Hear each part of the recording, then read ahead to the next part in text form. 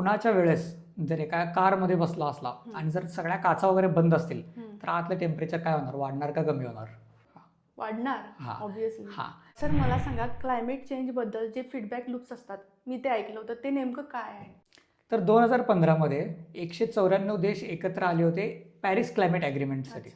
तर Paris climate ॲग्रीमेंटमध्ये असं decide झालं होतं की काही पण करून आपण जे ग्लोबल टेम्परेचर राईज आहे, ज्याला आपण ग्लोबल वॉर्मिंग म्हणतोय, ते आपण 1.5 डिग्री सेल्सिअसच्या आत रोखून ठेवायचं.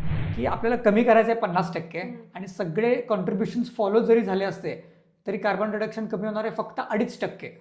अरेबियन सी किंवा इंडियन ओशनमध्ये जर बघितला तर तिथं एक ओशनची कार्बन कॅरिंग कॅपॅसिटी असते. ठीक आहे, की जे बाहेर ॲटमॉस्फिअरमध्ये जेवढं काही कार्बन डायऑक्साईड आहे ते ओशन्स पण ॲब्झॉर्ब करून घेत असतात. मग असं म्हणलं तर चालेल का की लाईफचं गोल आहे हॅपीनेस, हॅपीनेस म्हणजे कन्झम्पशन, कन्झम्पशन म्हणजे क्लायमेट चेंज, म्हणजे लाईफचं गोलच आहे क्लायमेट चेंज, असं म्हणलं तर चालेल काय? की आज ज्या पद्धतीनं क्लायमेट चेंज व्हायला, ज्या पद्धतीनं टेम्परेचर राईज व्हायला ग्लोबल वॉर्मिंगमध्ये, त्या टेम्परेचर राईज प्रमाणे 2050 पर्यंत 1 अरबपेक्षा जास्त लोकांना त्यांची घरं सोडावी लागणार आहे. बापरे.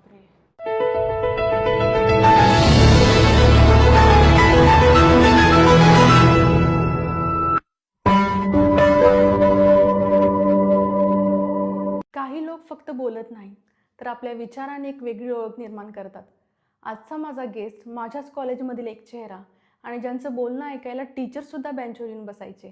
Today he is a lawyer, software developer, businessman, sportsman and incredible communicator. पण त्यांची खरी ओळख काय? Vegan by choice and an activist by purpose. 2021 पासून विगन आणि एक स्वप्न की एक दिवस संपूर्ण जग विगन झालेलं बघायचं आहे. आणि हे स्वप्न फक्त बोलण्यापुरतं नाही तर गेल्या 1400पेक्षा जास्त दिवसांपासून रनिंग करत लोकांपर्यंत अवेअरनेस निर्माण करत जगत आहेत. Because for him change is not just something you talk about, it's something you live every single day. आणि आज आपण त्यांच्याकडून जाणून घेणार आहोत क्लायमेट चेंज म्हणजे काय, क्लायमेट चेंजचे संभाव्य धोके काय आहेत, क्लायमेट चेंजचे सोल्युशन काय आहेत आणि विगिनिझमबद्दलसुद्धा. आणि आजचा फर्स्ट पार्ट आहे क्लायमेट चेंजवरती. So let's welcome mister Swapnil Poddar. Welcome to the show sir. Thank you. कसे आहात? मी एकदम मस्त, तुम्ही कसे आहात? मस्त. आणि लाईफ कशी चालू आहे? एकदम लाईफ छान सुरू आहे. ओके. तर मी तुम्हाला पहिल्यापासूनच ओळखते, बट आपल्या ऑडियन्सला तुमच्या शब्द तुमची ओळख करून द्या, म्हणजे तुमचं बालपण कसं होतं, शिक्षण कसं झालं ते. माझं नाव स्वप्नील विश्वनाथ पोद्दार आणि प्रीती मॅडम आणि आम्ही कॉलेजमध्ये एकत्र होतो शिकायला. माझं शिक्षण हे BCA, MCA, त्यानंतर specialisation artificial intelligence in deep लर्निंगमध्ये, आणि त्यानंतरनं माझं LLB देखील झालेलं आहे. मी एक सॉफ्टवेअर इंजिनियर आहे, एक वकील आहे, एक बिझनेसमॅन तर आहेच, आणि त्यासोबत एक एन्व्हायरमेंटल ॲक्टिव्हिस्ट आणि एक स्पोर्ट्स पर्सन पण आहे. आज मी तर आलो आहे क्लायमेट चेंज अवेअरनेससाठी ॲज अन एन्व्हायरमेंटलिस्ट. तुम्ही आता सांगितलं लॉयर पण आहात, सॉफ्टवेअर डेव्हलपर पण आहात, पण ह्या सगळ्या मागचा खरा पर्पज काय असं तुम्हाला वाटतं? खरा पर्पज हाच आहे की स्वतःला ओळखून घ्यायचं आहे व्यवस्थित. तर मला ज्यावेळेस टेक्नॉलॉजीबद्दल क्युरिओसिटी होती, मी सॉफ्टवेअर इंजिनिअरिंगमध्ये होतो. मला नंतरनं वाटलं की काहीतरी आपल्याला पृथ्वीसाठी करायचं आहे, तर मग मी एन्व्हायरमेंटलिझममध्ये आलो. असं नसतं आहे की लहानपणीपासूनच सगळी क्लॅरिटी तुम्हाला एकाच वेळेस असणार. जसं आपण कर जातोय तसं तुम्हाला रस्ता दिसत जातोय. सर पहिल्यांदा आपल्या ऑडियन्सला सांगा की नेमकं क्लायमेट चेंज म्हणजे काय? हां, तर सगळ्यात पहिल्यांदा क्लायमेट चेंज समजायच्या अगोदर आपल्याला समजून घेतलं पाहिजे की क्लायमेट म्हणजे काय. जे आपल्याला समोर गेल्यानंतरनं जे दिसते ते म्हणजे वेदर, आणि तेच वेदर जर आपण 30 वर्ष किंवा त्याच्यापेक्षा जास्त जर आपण ट्रॅक करत गेलो तर त्यानंतरनं जो आपल्याला पिक्चर दिसतोय तर तो म्हणजे क्लायमेट. फॉर एक्झाम्पल सांगलीचं क्लायमेट हे आपण सेमी ॲरिड असं म्हणतोय. तेच तुम्ही ओडिसा साईडला कुठतर गेला तर तिथे एकदम वेट असं आपण म्हणू शकतोय, किंवा हिमालय साईडला गेला तर तिथे आपण एकदम कोल्ड रिजन्स असे म्हणू शकतोय. टुंड्रा वगैरे रिजन्स ते एकदम कोल्डमध्ये येतात. अँटार्क्टिकामध्ये कोल्ड आणि ड्राय आहे. तर ते कशामुळे म्हणतोय की ते क्लायमेट तिथं वर्षानुवर्ष डिकेड्स अँड डिकेड्स मॅप केलं जाते, त्याला म्हणतोय आपण क्लायमेट. तर ह्या क्लायमेटमध्ये जर मानवनिर्मित काही बदल घडत असतील तर त्याला आपण म्हणतोय क्लायमेट चेंज. तर हे बदल नेमकं काय आहेत आणि कसे घडतात? तर आपल्याला सगळ्यात पहिल्यांदा समजून घेतलं पाहिजे की ग्रीन हाऊस इफेक्ट म्हणजे काय. तुम्ही आता उन्हाच्या वेळेस जर एका कारमध्ये बसला असला आणि जर सगळ्या काचा वगैरे बंद असतील तर आतलं टेम्परेचर काय होणार, वाढणार का कमी होणार? वाढणार हां ऑब्विसली. हां. मग तेच ॲनॉलॉजी आपण पूर्ण जर पृथ्वीसाठी वापरले तर आता तुम्हाला ग्रीन हाऊस इफेक्ट समजला. ती जी काच आहे ती म्हणजे कार्बन डायऑक्साईड किंवा कार्बन डायऑक्साईडसारखे बाकीचे गॅसेस जसे की मिथेन ॲटसेट्रा. मग या गॅसेस काय करतात की आतलं जे टेम्परेचर आहे ते बाहेर रिलीज होऊ शकत नाही, वाढत जाते आतलं टेम्परेचर. मग त्यामुळं काय होते, ग्लोबल वॉर्मिंग ही प्रक्रिया सुरू होते आणि ग्लोबल वॉर्मिंगमुळं जे होते ते क्लायमेट चेंज. मग ह्युमॅनिटीबद्दल सगळ्यात मोठं चॅलेंज काय आहे? आता ह्युमॅनिटीसाठी बरेच चॅलेंजेस आहेत समोर, जे आपण न्यूजमध्ये वगैरे बघतोय. कोण म्हणते AI सगळ्यात मोठं चॅलेंज आहे, कोण म्हणते क्लायमेट चेंज सगळ्यात मोठं चॅलेंज आहे, कोण म्हणते की ॲस्टेरॉइड इम्पॅक्ट होऊ शकतंय, etcetera etcetera. N number of challenges आपल्यासमोर ठेवले जातात. कोण म्हणतात की कॅपिटलिझम चॅलेंज आहे, कोण म्हणते की पॉवर्टी खूप मोठं चॅलेंज आहे, हंगर चॅलेंज आहे. असे बरेच चॅलेंजेस आपल्यासमोर ठेवले जातात. पण जर आज आपण क्लायमेट चेंज जर तुम्ही समजून घेतला तर तुम्हाला नक्कीच मी सांगतो विश्वास होईल की क्लायमेट चेंजपेक्षा मोठं चॅलेंजेस तुमच्यासमोर कुठलं नाही आहे. सर मला सांगा, क्लायमेट चेंजबद्दल जे फीडबॅक लूप्स असतात, मी ते ऐकलं होतं, ते नेमकं काय आहे? तर 2015मध्ये 194 देश एकत्र आले होते पॅरिस क्लायमेट ॲग्रीमेंटसाठी. तर पॅरिस क्लायमेट ॲग्रीमेंटमध्ये असं डिसाईड झालं होतं की काही पण करून आपण जे ग्लोबल टेम्परेचर राईज आहे, ज्याला आपण ग्लोबल वॉर्मिंग म्हणतोय, ते आपण 1.5 डिग्री सेल्सिअसच्या आत रोखून ठेवायचं आहे. मग त्यासाठी 2050मध्ये आपल्याला नेट झिरो रीच करायचं आहे. नेट झिरो म्हणजे काय, मी जेवढं कार्बन उत्सर्जन करतोय तितकंच कार्बन ॲब्झॉर्ब पण करतोय. 2050मध्ये नेट झिरो अटेन करायचं आहे. मग त्यासाठी त्यांनी टार्गेट ठेवलं होतं 2030साठी काय तर. मग 2030मध्ये आपल्याला 46% कार्बन रिडक्शन करायचं आहे. ठीक आहे, इथंपर्यंत समजते? हां. तर 2030मध्ये 46% आपल्याला कार्बन रिडक्शन करायचं आहे, असं हे 2015मध्ये डिसाईड झालं होतं. त्यानंतर NDCs म्हणजे नॅशनली डिसाइडेड कॉन्ट्रीब्युशन्स असं सगळ्या देशांनी डिसाईड केलं. आणि ते NDCs आज जर फॉलो जरी झाले असते तर फक्त 2.5% कार्बन रिडक्शन होणार होतं. म्हणजे आता तुम्हाला या सिच्युएशनची गांभीर्यता तुम्हाला समजते. You are understanding the gravity of this situation. की आपल्याला कमी करायचं आहे 50% आणि सगळे कॉन्ट्रीब्युशन्स फॉलो जरी झाले असते तरी कार्बन रिडक्शन कमी होणार आहे फक्त 2.5%. म्हणजे तुम्हाला समजते सिच्युएशन किती सिरियस आहे. तर मग हे 1.5 डिग्री सेल्सिअस आणि नेट झिरो हे डिसाईड काय केलं होतं, तर त्याचा आन्सर आहे जे तुम्ही ऐकला होता ते म्हणजे फीडबॅक लूप्स. तर 1.5 डिग्री सेल्सिअस ते 2 डिग्री सेल्सिअसच्या मध्ये काही नेचरमध्येच आपोआप सायकल्स तयार व्हायला सुरू होतात. त्याला आपण म्हणतोय फीडबॅक लूप्स. उदाहरणार्थ एक फीडबॅक लूप आहे अल्बिडो इफेक्ट. आता अल्बिडो इफेक्ट म्हणजे काय की जे पृथ्वीवरती जे बर्फ आहे त्या बर्फाचा रंग काय आहे, पांढरा. पांढरा रंग काय करणार, लाईट ही रिफ्लेक्ट करणार, बरोबर. मग आता आपण मानवनिर्मित जे क्लायमेटची ग्लोबल वॉर्मिंग आहे त्याच्यामुळे काय होणार, बर्फ पहिल्यांदा वितळणार. बर्फ वितळल्यानंतर ना आतली सरफेस कोणती आहे, ब्राईट आहे का डार्क आहे? आतली डार्क आहे. डार्क आहे. मग डार्क सरफेस काय करणार, टेम्परेचर ॲब्झॉर्ब करून घेणार. मग टेम्परेचर ॲब्झॉर्ब झालं की आजूबाजूचं बर्फ पण वितळणार. एक सायकल सुरू झाली. म्हणजे टेम्परेचर राईजमुळं आईस मेल्ट झालं, आईस मेल्टमुळं अजून आईस मेल्ट होणार, असे एक सायकल सुरू झाली. असे बरेच सायकल्स आहेत. फॉर एक्झाम्पल दुसरी सायकल मी तुम्हाला सांगू शकतो ती म्हणजे परमाफ्रॉस्टची. परमाफ्रॉस्ट म्हणजे काय, ती अशी जमीन आहे जी कायमसाठी सदासाठी फ्रोझन असते. हां. मग आता आपण जे ग्लोबल वॉर्मिंग करतोय त्याच्यामुळं काय होणार, ती बर्फ आहे ना, ती जी जमीन आहे ना ती मेल्ट व्हायला सुरू होणार. थॉईंग त्याला म्हणतात. त्या जमिनीच्या आत जे पाणी वगैरे जे फिक्स्ड आहे ना ते मेल्ट व्हायला सुरू होणार. मग त्याच्यामुळं काय होतंय की तिथं हजारो वर्षांसाठी, लाखो वर्षांसाठी ती जमीन फ्रोझन आहे. ती मेल्ट झाल्यानंतर ना त्याच्या आतलं जे मिथेन आहे ते बाहेर पडणार. आणि methane is 86 times more potent than carbon dioxide. म्हणजे जर carbon dioxide 1 litre carbon dioxide जेवढं ग्लोबल वॉर्मिंग करणार तेवढं सुरुवातीच्या काही डिकेड्समध्ये मिथेन हे 86 पटीनं जास्त कार्बन डायऑक्साईड, जास्त 86 टाइम्स जास्त ग्रीन हाऊस इफेक्ट दाखवणार. Green house. हां.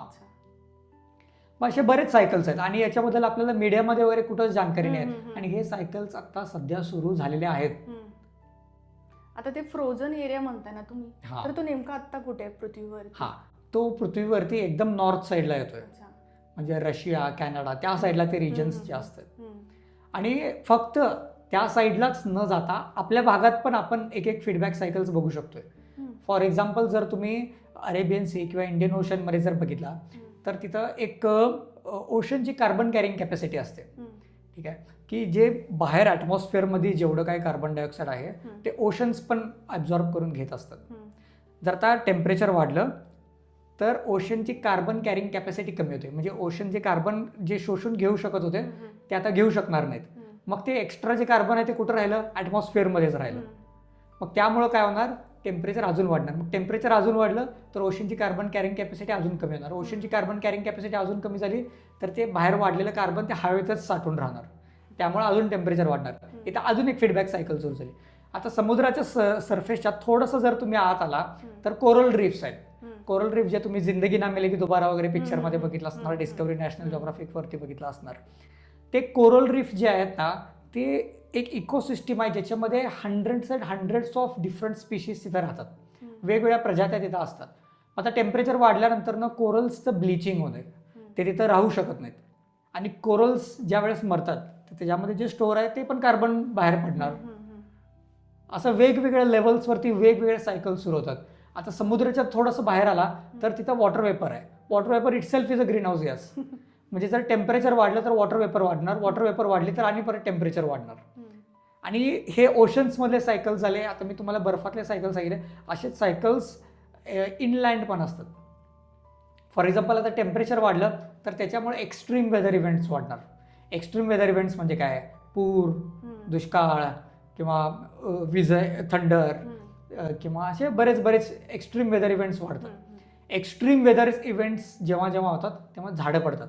आणि झाड म्हणजे काय, ते कार्बन सिंक आहे. त्यांनी कार्बन ते साठवून ठेवलेलं आहे. मग ज्यावेळेस झाड पडते त्यावेळेस त्या झाडानं पूर्ण आयुष्यात जेवढं कार्बन साठवून ठेवलं ते कार्बन परत ॲटमॉस्फिअरमध्ये रिलीज होणार. सर आता तुम्ही एवढं सगळं सांगितलं, पण एवढा मोठा इश्यू आहे आपल्या पृथ्वीसाठी, पण हे मीडियामध्ये वगैरे कधीच दाखवलं नाही. मग कॉमन मॅनपर्यंत ही गोष्ट कशी पोहोचणार आहे?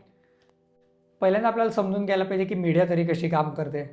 मीडिया, सोशल मीडिया असेल किंवा ट्रॅडिशनल मीडिया असेल, मीडिया ही काम करते ॲडव्हर्टायझिंगच्या बेसिसवरती. ठीक आहे. मीडियाकडे जी न्यूज येते ती न्यूज तुम्हाला दाखवतात आणि त्याच बदला तुम्हाला ॲडव्हर्टाईज देखील दाखवतात. आणि ॲडव्हर्टायझर्स जितके मीडियाकडे येतात, जितके पैसे भरतात, तितकंच मीडिया व्यवस्थित फंक्शनिंग करू शकते. ठीक आहे, इथंपर्यंत समजतंय. थोडक्यात मीडिया ही काय झाली, एक ॲडव्हर्टायझिंग प्लॅटफॉर्म झाला. ठीक आहे. मग ॲडव्हर्टायझिंग करायचं आहे म्हणजे नेमकं कशाचं करायचं आहे, प्रोडक्ट्सचं करायचं आहे. आणि क्लायमेट चेंजवरती एक सर्वात मोठं सोल्युशन म्हणजे कन्झ्युमरिझम, कॅपिटलिझम कमी करणं. मग जर आपल्याला कॅपिटलिझम जर कमी करायचा असेल तर कन्झ्युमरिझम कमी करावं लागेल. कन्झ्युमरिझम कमी करायचं असेल तर ते मीडियाची जी फिलॉसॉफी आहे त्या फिलॉसॉफीच्या अगेन्स्ट जाते. त्यामुळे जे ॲक्च्युअल जे सोल्युशन्स आहेत ते लोकांपर्यंत कधी येऊच शकत नाहीत. कॅपिटलिस्ट इकॉनॉमी काय डिमांड करते की कंटिन्युअस ग्रोथ झाली पाहिजे. आता तुम्हीच विचार करा, मागच्या वर्षी समजा 7% GDP वाढलाय, ह्या वर्षी समजा 5% GDP वाढतोय, तरी पण लोक दंगा करतात. काय मग ॲक्च्युअलमध्ये ह्या याच्यावरती सोल्युशन कसं निघणार? सर्वात पहिल्यांदा आपल्याला समजून घेतलं पाहिजे की ही नेमकं सिस्टीम कशी काम करते. कारण हा फक्त एक इंडिव्हिज्युअलचा प्रॉब्लेम आहे, पूर्ण एक सिस्टीमच अशी तयार झाली आहे. एक कॅपिटलिस्टिक इकॉनॉमीमध्ये जिथं आपण कंटिन्युअसली ग्रोथला व्हॅल्यू करतोय, तिथं एक मीडिया जी लोकांसाठी काम केली पाहिजे ती काम करते एक ॲडव्हर्टायझर्ससाठी. आणि ॲडव्हर्टायझर्सचं गोल आहे की जास्तीत जास्त प्रोडक्ट विकले गेले पाहिजेत. हे रिलेटेड तर आपल्या लाईफस्टाईल सोबतच आहे ना, मग आपण हे कसं फेस करणार आहे सगळ्या गोष्टी? हां, नक्कीच हे आपल्या लाईफस्टाईलची लिंक्ड आहे. आणि आपली लाईफस्टाईल ही अशी झालीच का हे सगळ्यात पहिल्यांदा समजून आपण घ्यायला पाहिजे. काय तर मी तुम्हाला खूप छान उदाहरण देतो. समजा तुम्ही कुणालाही विचारला, आजपर्यंत जेवढे इंटरव्ह्यूवरती लोक आले असतील किंवा रोडवरती जरी कुणाला तुम्ही विचारला की तुमचं गोल ऑफ लाईफ काय आहे, तर काय सांगणार? Be happy. अल्टिमेटली हेच गोल आहे. ठीक आहे. समजा तुम्ही 100 लोकांना विचारला अल्टिमेट लाईफचं गोल काय आहे, ते काय सांगणार? अल्टिमेटली हॅपीनेस पाहिजे, हेच तुम्हाला गोल सांगणार ना. ठीक आहे. तर आता आपण हॅपी कधी असतोय हे आपण समजून घेऊया. सगळ्यात जास्त आपण कॉंग्रॅच्युलेशन्स कधी म्हणतोय? कोणाचं काहीतरी लग्न झाल्यावर, कोणाला काहीतरी नोकरी लागल्यावर, कोणतरी घर नवीन बांधल्यावर, कोणाला तर नवीन जॉब लागल्यानंतर, कोणाला तर एक लहान मूल जन्माला आल्यानंतर, याच ऑकेशन्सला आपण कॉंग्रॅच्युलेशन्स म्हणतोय ना. मोस्टली 99% केसेस याच वेळेस आपण कॉंग्रॅच्युलेशन्स म्हणतोय. मग आता तुम्ही विचार करा, ह्या गोष्टींना आपण लाईफचं गोल म्हणतोय, बी हॅपी, आणि कॉंग्रॅच्युलेशन्स आपण या सगळ्या गोष्टीला करतोय आणि याच गोष्टी आपण लाईफचं गोल म्हणतोय. पण ह्या सगळ्या गोष्टी आहेत कार्बन इमिटिंग ॲक्टिव्हिटीज. मग असं म्हणलं तर चालेल का की लाईफचं गोल आहे हॅपीनेस, हॅपीनेस म्हणजे कन्झम्पशन, कन्झम्पशन म्हणजे क्लायमेट चेंज, म्हणजे लाईफचं गोलच आहे क्लायमेट चेंज, असं म्हणलं तर चालेल काय? नाही. हा. म्हणजे याच्यामध्ये एक काहीतरी पीस आहे जो मिसिंग आहे. हा, थोडक्यात लाईफचं गोल आहे हॅपीनेस, ही आपल्याला जे तत्वज्ञान सांगते ती आहे पॉप फिलॉसॉफी. आणि पॉप फिलॉसॉफीमुळंच केलेला हा प्रॉब्लेम आहे. आणि पॉप फिलॉसॉफी तीच आहे जी कन्झ्युमरिस्ट कॅपिटलिस्टिक लोक आपल्या मनामध्ये बिंबवायला बघतात. तर यामध्ये मिसिंग पीस काय आहे आणि त्याचं आपल्याकडे ॲन्सर काय असणार आहे? हां, मग आता जो मिसिंग पीस आहे ना तो तुम्हाला आत्ता जर ह्या सिच्युएशनमध्ये जर बघायला गेला तर सहसा सापडणार नाही. कारण तो आत्ताच्या काळात जर बघायला गेला ना तर आपण आंधळ्यासारखे कन्झ्युमरिस्ट कॅपिटलिस्टिक इकॉनॉमीमध्ये हरवून गेलोय. पण जर काही हजार वर्ष जर तुम्ही मागे गेला तर इंडियन स्क्रिप्चर्समध्ये याच्यावरती उत्तर आहे. हां, जर तुम्ही वेदांत बघितला, वेद उपनिषद बघितला किंवा धम्मपद, गौतम बुद्धांचे, महावीरांचे जर तुम्ही थॉट्स जर बघितला तर त्याच्यामध्ये तुम्हाला असं दिसून येते की आयुष्याचं गोल हे हॅपीनेस नाहीच आहे. आणि आयुष्याचं गोल हे हॅपीनेस कधी असू पण शकत नाही. कारण त्याचं कारण असं आहे की जेव्हा जेव्हा तुम्ही हॅपीनेसच्या मागे लागताय, जेव्हा जेव्हा तुम्हाला हॅपीनेस मिळतंय पण त्याचसोबत नाण्याची दुसरी बाजू म्हणजे सॅडनेस हे त्याच्यासोबत येणारच. मी नाणं जर तुम्हाला दिलं तर फक्त हेड्सच आलं आणि टेल्स आज आलं नाही असं होऊ शकत नाही. हॅपीनेस जर तुमच्याकडे आलं तर सॅडनेस पण तुमच्यासोबत येणारच. काय तर आपली जी भारतीय संस्कृती आहे ती आपल्याला सांगते की आयुष्याचं ध्येय हे सुखप्राप्ती नसून सुख आणि दुःख या दोन्हीमधून मुक्ती आहे. काय मग जर तुम्ही मुक्तीच्या रस्त्यावरती किंवा लिबरेशनच्या रस्त्यावरती ख्रिश्चॅनिटीमध्ये सांगितलेलं किंवा जर मोक्षच्या रस्त्यावरती, निर्वाणच्या रस्त्यावरती जर तुम्ही असाल तर त्या दोन्हीमधून पण तुम्ही मुक्त होताय, तर तुम्ही आनंदाला प्राप्त होताय. आणि आनंदाला ही दुसरी बाजू नसते जेव्हा तुम्ही सुख आणि दुःख या दोन्हीच्या अपेक्षातून बाहेर पडताय. आणि असे जे मुक्त जे लोक आहेत हा बाजारवादसाठी खतरा आहे. म्हणून हे जे स्क्रिप्चर्स आहेत याचा विकृत अर्थ तेवढाच लोकधर्मात पसरतोय आणि जो वास्तविक जो अर्थ आहे तो आपल्यापर्यंत येत नाही. मग जे मुक्त लोक आहेत ते कधीच जे सोसायटीनं क्रिएट केलेले जे ट्रॅप्स आहेत त्या ट्रॅप्समध्ये कधी पडणारच नाहीत. ते कधीच म्हणणार नाहीत की मला कंटिन्युअस ग्रोथची गरज आहे. ते कधीच म्हणणार नाहीत की मला एक सक्सेसफुल लाईफ होण्यासाठी मला एक मॅरेज, चिल्ड्रन हे त्या सगळ्यांची गरज आहे असं कधीच म्हणणार नाही. ते असं कधीच म्हणणार नाहीत की मला एक लॅविश लाईफस्टाईल आहे असं दिसलं पाहिजे. ते कधीच म्हणणार नाहीत की माझ्याकडे किती भारी गाडी आहे बघा. त्यांचं जे जॉय आहे, इंग्लिशमध्ये त्याला शब्द आहे जॉय, त्यांचा जो जॉय आहे हे एकदम मुफ्तच्या गोष्टींमध्ये असणार. निसर्गात फिरलो, व्यायाम केलो, नेचर बघितला, सनसेट बघितला, स्पोर्ट्स खेळले, गाणे गायले, एकदम जे मुफ्तच्या ज्या गोष्टी आहेत ना ह्यातच खरा आनंद आहे. सर तुम्ही आता स्पिरिच्युअल बद्दल सांगितलं, पण वेस्टर्न कंट्रीजमध्ये इंडस्ट्रीज असू देत किंवा पॉलिसीजबद्दल बोललं जातं, मग ह्याबद्दल तुम्ही काय म्हणजे सांगू शकताय? नक्कीच. जर एक जागरूक जनता असेल तर नक्कीच बेटर पॉलिसीजसाठी त्यांनी डिमांड करणार. पण इथं आपण सगळ्यात पहिल्यांदा समजून घेतलं पाहिजे की वेस्ट नेमकं काय आहे. जेव्हा आपण म्हणतोय की एखादी गोष्ट स्वच्छ आहे म्हणजे काय, तुम्हाला स्वच्छ जागा कोणती वाटते? एक 5 स्टार हॉटेलमध्ये तुम्हाला स्वच्छ वाटत असणार, दुबईमध्ये तुम्हाला स्वच्छ वाटत असणार, अमेरिकेमध्ये तुम्हाला स्वच्छ वाटत असणार, बरोबर आहे ना? हां, तर तुम्हाला मी सांगतो की त्यांचा पर कॅपिटा कार्बन फुटप्रिंट हा आपल्यापेक्षा कित्येक पटीनं जास्त आहे. ज्याला आपण क्लीन एनर्जी म्हणतोय, ती क्लीन एनर्जी म्हणजे कोणती? सोलार असेल, विंड असेल, ह्या सगळ्या एनर्जीज असतील. ठीक आहे, आपण त्याला क्लीन का म्हणतोय? कारण त्याच्यामध्ये कार्बन एमिशन होत नाही. हां, आणि ज्याला आपण डर्टी एनर्जी म्हणतोय ती म्हणजे फॉसिल फ्युएल्समधून येणारी एनर्जी. आणि फॉसिल फ्युएल्समधून येणाऱ्या एनर्जीला सगळ्यात जास्त रिस्पॉन्सिबल कोण असतील तर ते वेस्टर्न लोक आहेत. आणि ते आज डिमांड करतायत की पॉलिसीमध्ये चेंजेस करा. ठीक आहे, पॉलिसीमध्ये चेंजेस झाले पाहिजेत, पण नेमकं आपल्याला समजून पण घेतलं पाहिजे की स्टार्टिंग पॉईंट कोणाचा कुठं आहे. तर आज जी क्लायमेट चेंजची जी क्रायसिस आपल्यासमोर जी निर्माण झाली आहे त्यासाठी जास्तीत जास्त जबाबदार हे वेस्टर्न आणि नॉर्दर्न हेमिस्फिअरमधले लोक आहेत, सदर्न आणि ईस्टर्नमधले लोक नाहीत.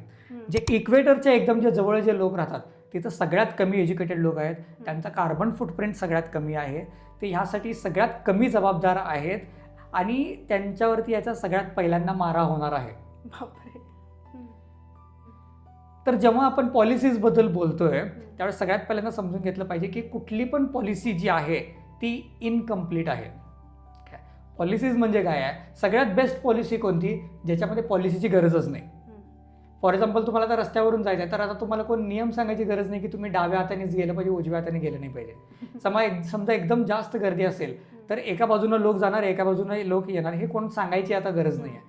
बेस्ट पॉलिसी केली तर पॉलिसीची गरजच नाही. आणि पॉलिसीची गरजच नाही, या स्टेटमध्ये जर आपल्याला जायचं असेल तर आपलं इनर रिफ्लेक्शन तितकं वाढलं पाहिजे. आणि त्यासाठीच स्पिरिच्युअल नॉलेजची गरज आहे. कारण पॉलिसी मेकर जरी कोण असेल तरी तो पण एक ह्युमनच आहे, ठीक आहे. आणि जर त्याचं इगोइस्टिक असेल किंवा त्याचे जर काय सेल्फिश बिलीफ्स असतील तर ते सगळे पॉलिसीच्या मागं लपवून जाणार. त्यानं पॉलिसी जरी तयार केली किंवा लोकांनी पॉलिसी जरी मागणी केली तरी पण त्या माणसाचे जे काही बायसेस आहेत, बिलीफ्स आहेत, ते सगळे त्या पॉलिसीच्या मागं लपून जाणार. म्हणूनच आज भारतात ॲनिमल क्रुएल्टी अगेन्स्ट काही विशेष लॉज नाही आहेत. तुम्ही एका माणसाला मारा त्याच्याबद्दल तुम्हाला जेल होऊ शकते, पण तुम्ही एका चिकनला मारा त्याच्याबद्दल काय लॉज नाही आहेत. आणि त्याच्याबद्दल लॉज निघणार पण नाहीत. लॉज निघणार कधी? जेव्हा लोक तशी तयार होतील. त्यामुळे पॉलिसीज जरी डिमांड करायच्या असतील तरी त्या पॉलिसीज असल्या पाहिजे ज्याचा खरोखर क्लायमेटवरती काही ना काहीतरी इम्पॅक्ट पडतोय, पॉझिटिव्ह इम्पॅक्ट. जसं की समजा वन चाइल्ड पॉलिसी असतील, व्हिगनिझम रिलेटेड असेल, कन्झ्युमरिझम कमी करण्या रिलेटेड असेल. आणि या रिलेटेड पॉलिसीज ज्या आहेत, लोक हे पॉलिसीज मागणारच नाहीत. का? कारण लोकच तितके जागृत नाही आहेत. समजा एकच पॉलिसी मेकर उठला आणि तो म्हटला की मी ह्या सगळ्या पॉलिसीज लागू करणार आहेत, तर लोकच इतक्या अज्ञानात आहेत की लोकच त्याला विरोध करणार. सर, आता काही लोक आहेत ना, ते इम्पॅक्टफुल पॉलिसीसाठी डिमांड करत नाही आहेत, कारण की त्यांना त्यांचा कम्फर्ट झोन सोडायचा नाही आहे. मग त्यासाठी तुमच्याकडे काय उत्तर आहे त्यांना द्यायला? तर सगळ्यात पहिल्यांदा आपण समजून घेतलं पाहिजे की नेमकं कम्फर्ट झोन आहे तरी काय. आज ज्याला आपण कम्फर्ट म्हणतोय त्याची नेमकं व्याख्या काय आहे. तर अमेरिकेमध्ये एक स्टडी झाली होती, त्याच्यामध्ये आपल्याला असं दिसून आलं होतं की कुठल्याही व्यक्तीला जर तुम्ही विचारला की नेमकं तुझी स्थिती काय आहे आणि तू कुठल्या स्थितीमध्ये सुखी होणार, ज्यावेळेस असं विचारण्यात आलं तर प्रत्येक व्यक्ती म्हणतोय की त्याच्यापेक्षा अजून 10 पट जास्त पैसे असल्यानंतर तो खुश होणार. फॉर एक्झाम्पल समजा कोणाला तर 10,000 पगार आहे तर तो म्हणणार की मला 1 लाख पगार झाल्यावर मी खुश होणार. कोणाला तर समजा 1 लाख पगार आहे तर त्याला 10 लाख पगार झाल्यानंतर तो खुश होणार. सगळ्यांचं जे ध्येय आहे ना ते पुढंच आहे. याचा अर्थ काय? सॅटिस्फॅक्शन नाही आहे. याचा अर्थ काय झाला की प्रत्येकाला, तो गरीब असेल किंवा श्रीमंत असेल, त्याला वाटते की त्याचं ध्येय कुठेतरी पुढं आहे. मग याचा अर्थ असा झाला की याचा लाईफस्टाईल रिलेटेड तरी काय विशेष संबंध नाही आहे, कम्फर्ट रिलेटेड तरी काही विशेष संबंध नाही आहे. कारण एक थोडासा जरी पैसा आला तर एक माणूस कम्फर्टेबली जगू शकतोय. आणि जो कम्फर्टेबली जगतोय तो पण म्हणतो की मला अजून पुढे जायचं आहे. मग जो कम्फर्टेबल आहे ऑलरेडी, ज्याच्याकडे सगळ्या फॅसिलिटीज आहे, तो असं का म्हणतोय की मला अजून पुढे जायचं आहे. फोर्ब्सची जर 500 लोकांची जर टॉप 500 लोकांची जर यादी काढली तर त्यांची मारामारी आहे पहिल्या टॉप 100 मध्ये जाण्यासाठी, टॉप 100ची मारामारी आहे टॉप 10 मध्ये जाण्यासाठी, टॉप 10ची मारामारी आहे टॉप 5 मध्ये जाण्यासाठी.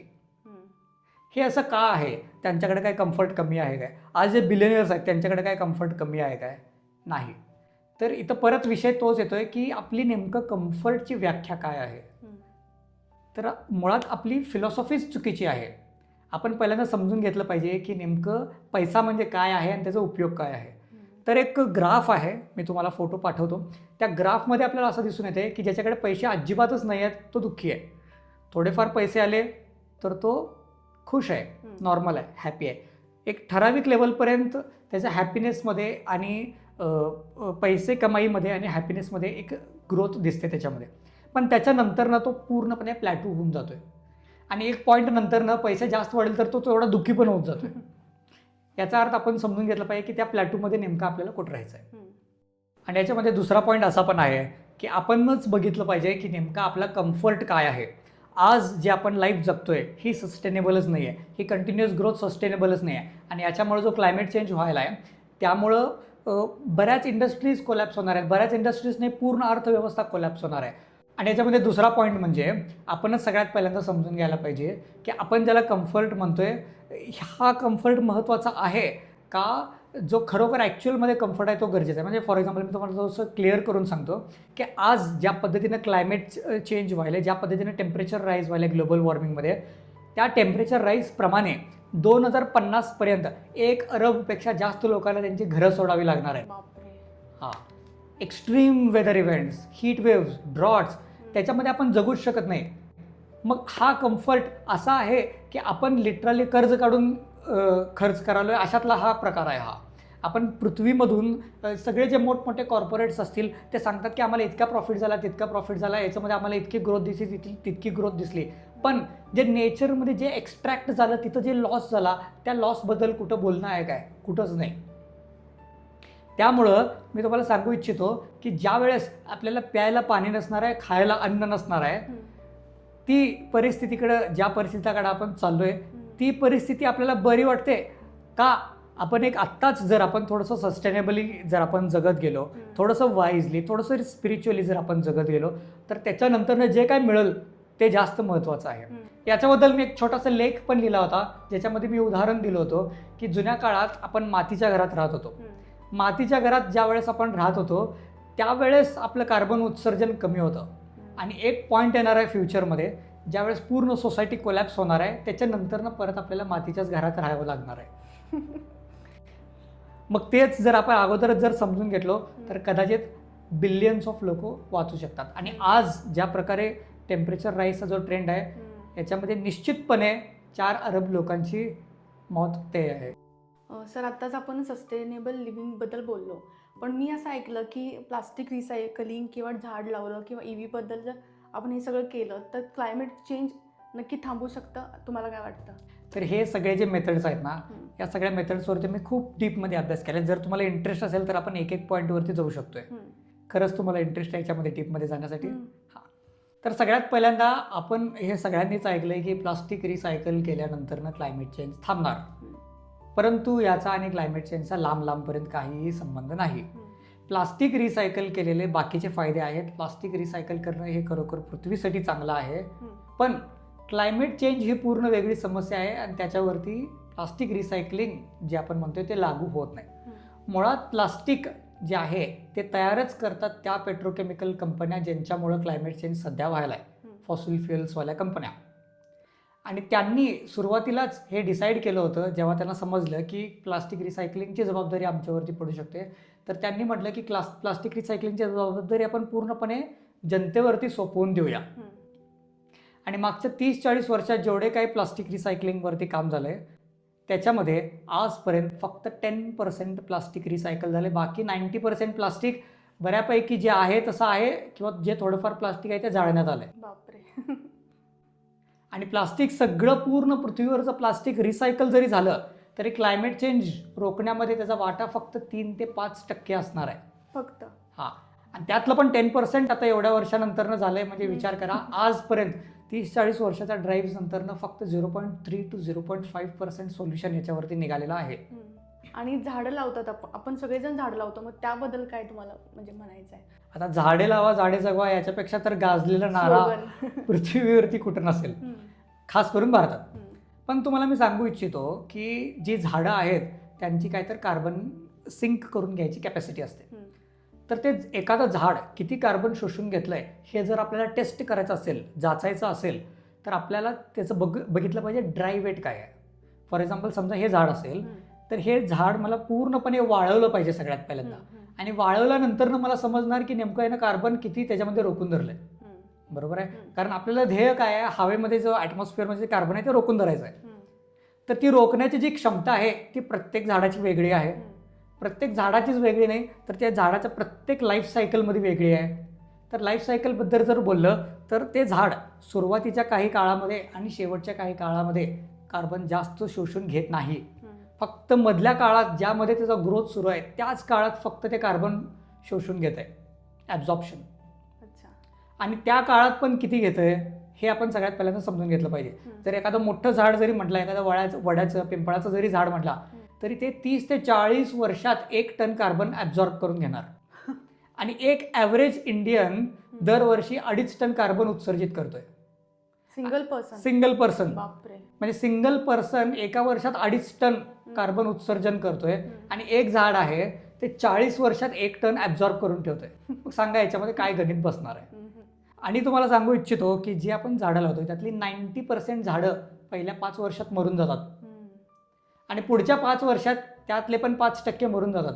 म्हणजे 10 वर्षानंतरनं जर मी 100 झाडं लावले असतील तर त्यामध्ये किती राहिली किती टिकली जर 10 वर्षानंतर काढून बघितलं तर 100पैकी फक्त 5 झाडं त्याच्यामध्ये जिवंत असतात, टिकून असतात. मग विचार करा तुम्हाला झाडं नेमकं लावली किती पाहिजेत, आपण नेमकं कार्बन उत्सर्जन किती करतोय आणि ते रोखण्यासाठी झाडं किती लावली पाहिजेत. बरं ती झाडं कुठं लावणार, त्यासाठी जागा पण असली पाहिजे. आणि झाडं लावणं आता हे तुम्हाला सांगितल्यानंतर असं वाटेल की काहीतरी हे चुकीचं काम आहे का काय. नाही, हे चुकीचं काम नाही आहे. ज्याचं मन शुद्ध आहे तोच झाडं लावण्याचा प्रयास करणार, तोच ह्याच्यामध्ये कष्ट करणार. पण झाडं लावणं हे जे औषध आहे ते क्लायमेट चेंज ह्या आजारावरती नाही आहे. औषध चांगलं आहे, मान्य आहे, आजार खरा आहे, मान्य आहे, पण हे औषध त्या आजारावरती नाही आहे. थोडक्यात आपण ओमेज आणि पॅरासिटामॉल एखाद्या कॅन्सर एड्सच्या पेशंटला दिल्यासारखं काम आहे. आणि सर EVs बद्दल काय वाटतं तुम्हाला? आता EVs बद्दल जरी बघितला तरी EV तर काय 100% क्लीन एनर्जीवरती चालत नाही. EVsला पण इलेक्ट्रिसिटी लागते. मग एखादी EV जर असेल ती समजा एखादी फॉसिल फ्युएल एखादी रेग्युलर गाडी जर असेल ती जर समजा 100 युनिट कार्बन उत्सर्जन करत असेल तर EV किती उत्सर्जन करते, तर EV उत्सर्जन करते 50 ते 90 युनिट्स. EV काय झिरो नाही आहे. जर समजा फॉसिल फ्युएल 100 करत असेल तर हे 50 ते 90च्या मध्ये कुठेतरी करू शकते. जर तुमच्या घरात येणारी इलेक्ट्रिसिटी सोलारवरून येत असेल तर तुमचं उत्सर्जन 90च्या जवळ असणार. 90 नाही, 70 असेल, 80 असेल, 90 असेल, त्याच्या जवळ असणार. जर तुमच्या घरात येणारी इलेक्ट्रिसिटी ही कोळशावरून असेल तर तुमचं उत्सर्जन EVची जी कॅपॅसिटी आहे ती 40 ते 50 त्याच्या जवळ असणार. एक्झॅक्टली 50च असणार असं नाही. मग नेमकं आपल्या घरात जी इलेक्ट्रिसिटी येते ती येते कुठून, तर भारतात जेवढं काही इलेक्ट्रिसिटीचं प्रोडक्शन आहे त्यातली 80% इलेक्ट्रिसिटी अजून पण फॉसिल फ्युएल्समधूनच यायले. त्यातली 60% इलेक्ट्रिसिटी तर कोळशातून यायले. म्हणजे अर्थातच आपण ते 90च्या जवळ असण्याची संभावना जास्त आहे. सरासरी 70चा जरी आकडा पकडला तरी मी तुम्हाला एक छोटं कॅल्क्युलेशन सांगतो.